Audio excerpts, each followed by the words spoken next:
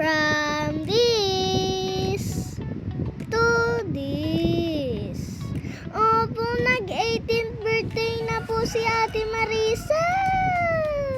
Or kilalang Ate Aleng. Dito nga po sa likod. Busy sila mama maghiwa ng carrots at patatas para sa lulutuing handa ni Ate Aleng. At ayan nga po yung design. Ang ganda nga po, di ba? Gawa po yan ni Kuya Ferl. Kaya message na po kayo sa kanya. Simple lang yung lugar, pero gumanda. Dahil sa design niya. Dito lang po yan sa bukid.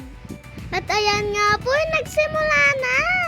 Papasok na nga po si Ate Aleng. Dadaanan niya po yung mga 18 candles. O diba, ang ganda ni Ate Aleng? Naglalakad po siya papunta sa kanyang uupuan. Ayan po, nasa exciting park na tayo. Ang kainan. Tara na at pumila na rin. At pagkatapos nga pong kumain, nag-games po kami. Siyempre, ayaw namin magpatalo.